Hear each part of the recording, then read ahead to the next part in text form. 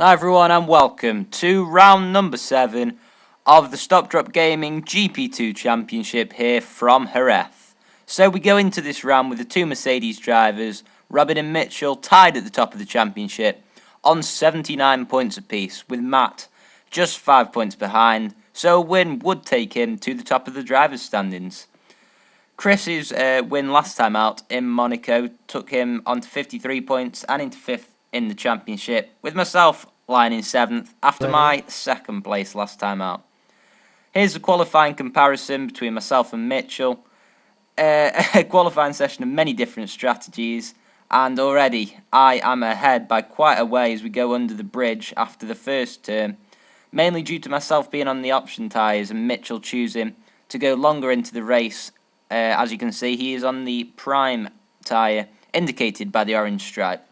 So as we go into this double right-hander now, I think Mitchell's raw speed is paying off definitely, as I'm quite a way away from where he was at this point, although he was having a little bit of dirt sprayed into his face. As we go into the quick left-right section, and now you can see Mitchell has pulled out quite a bit of a lead, especially over the course of a qualifying lap. It is quite a distance. As we go into the tight hairpin, both of us turning in quite early.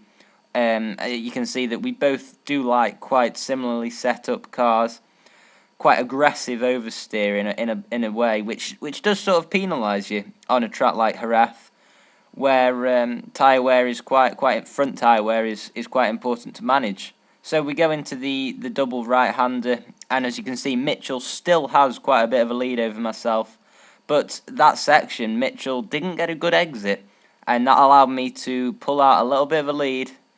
As now we go under the next bridge, I have the smallest of margins over Mitchell as we go onto the final straight, and that brilliant exit out of the final turn meant that I had my first pole position of the season, 1.5 tenths away from Mitchell, who joined me on the front row. Starkey was just over 2 tenths behind me, with Speed Demon in 4th, a good performance on his final race in GP2. Robin and Chris made up the 3rd row, with Matt and Mackenzie and all Sauber 4th row. So as we go into the second half of the grid, Bryant and Vortex were qualified in 9th and 10th, less than 2 seconds off the lead, with Red J in 11th place, and then Crazy Bruin taking a 10th place grid penalty, which meant he was bringing up the rear in 12th position. Neither of the McLarens, unfortunately, were at this race, due to Shaney, I believe, breaking one of his fingers, so that could see him out of action for a while. Now we're on the grid, and here we are, in pole position. Didn't think I'd be saying that. No cars ahead of me. Is it going to be clean going into the first corner? We'll have to see. So, looking behind me, not a usual thing that I'd do into the first corner, but as the red lights now are away, and a decent enough start as Mitchell actually got better off the line. But those option tyres definitely paying off as we're on the run up to the first corner now, braking quite late. Mitchell, as you can tell, was trying to put one down the inside as they get small shunt in the back, but not as much as some people, including Mitchell, who's lost 2nd place. Chris already up to 3rd, a good showing from my fellow Lotus driver as we look to propel ourselves up the constructors' tables. I run it out quite wide there, but keep my lead intact as we go on to lap 3 with Robin. I'd imagine disappointed not to have got past me at this point, because he's been on my tail all the way, as has Chris, and he takes this opportunity to dive into the pit lane, try and get the undercut on myself as he sees I don't go in to the pit lane. And now I've got to put in a stonking lap to try and get out ahead of him. We're on lap 4, and as you can see, my tyres have completely given up. Chris is on the harder prime compound, meaning that he can run deeper into the race. And this means that I have to pit now on lap 4. A really tight pit entry here, and my tyres have just given up grip completely. Prime tyres to the end now, unless something does happen towards the end of the race. So I'm out in just over 3 seconds, a decent stop. But unfortunately that wasn't enough to get out ahead of Robin, as I first feared.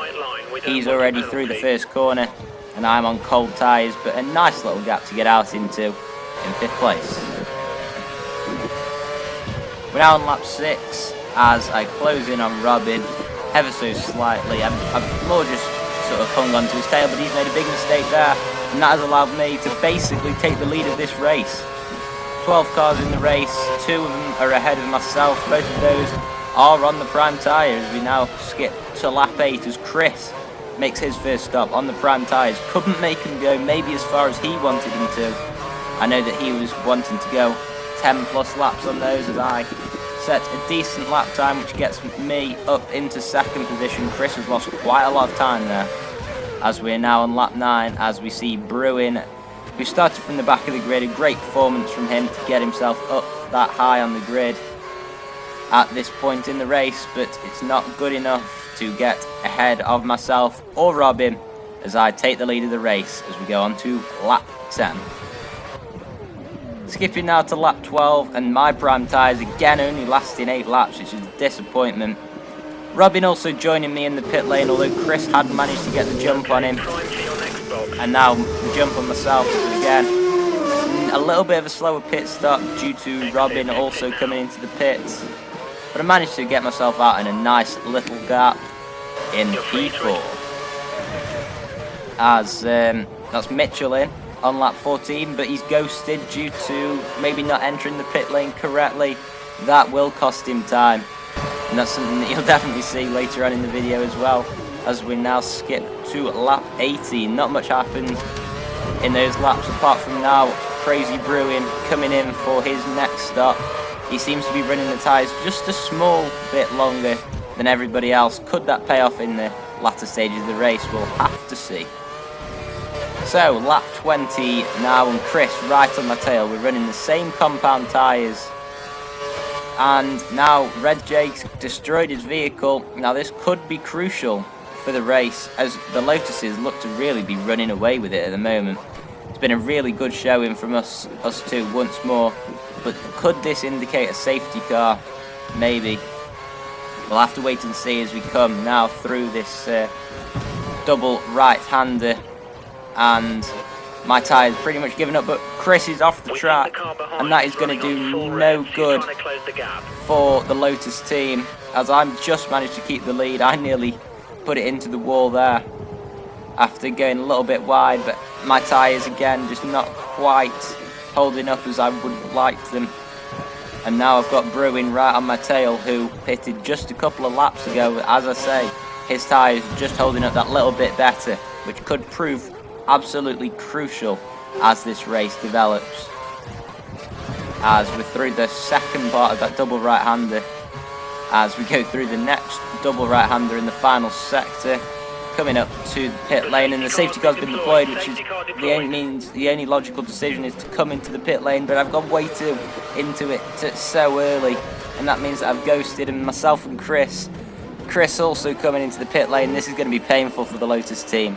It means that we'll have to stack, hopefully the first and the last time this season that we'll have to do that, but it's cost Chris time. It hasn't cost myself time, luckily, but it's going to damage both of our races, mainly for me, because I lost time on the entry to the pit lane, but it didn't actually affect my race whatsoever, as I was out in P2. But yeah, lap 23, Bruin trying to get a good exit off the last corner. As the safety car comes in, everybody bunched together, and now Chris trying to get that jump on Mitchell. I've got no chance on Bruin, who is on slightly older tyres than myself. Seems to have really, really good pace. It's great to have him in the league. And we're now on lap 25, and I've got Mitchell right on my tail, as he'll probably try one down the inside, which is what I thought, meaning that I did cover him, but now again he'll try one down the inside and just pushing me out wide a little bit, but it should be okay as I use a little bit of curves as we come around this left-hander into the right-hander. I just managed to cut him off enough to keep P2. No DRS this weekend due to it being a classic track, and that's definitely working in my favour at the moment, as we are on lap 26 still, coming towards the end of the lap now, and this is where we had a real problem with lag. was as if there was a car in the wall, as you can probably see there, but my exit off that last corner, it doesn't matter, because it is so much better than Mitchell's that it is completely unreal.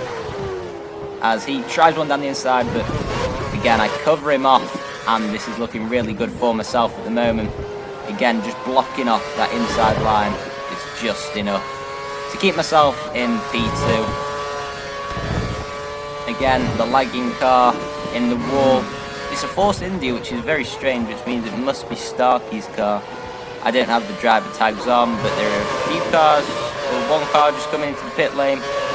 Now, at the end of lap 27, Mitchell still trying to get past me. And this is where he really had the speed. I'm not sure whether he was using curves through this bit, but he was absolutely electric. The qualifying comparison clearly showed that as well, but in the race it was really showing. Although, off that last corner again, that's all that I was relying on. At the end of lap 29, I just had to block him off from this little bit, as there's a bit of lag, which takes him ahead of me, but shouldn't be too much difficulty getting past him as he ran very deep into that last corner. I've got Kurz spare and take the lead of this race as Crazy Bruin makes his way into the pit lane.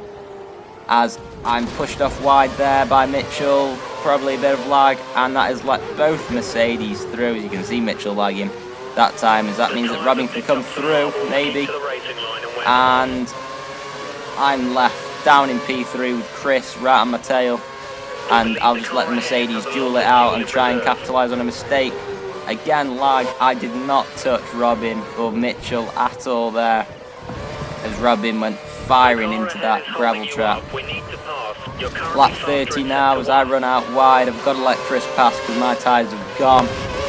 Only 6 laps left in the race, so it was a bit of a dilemma whether to put the prime or option tyre on.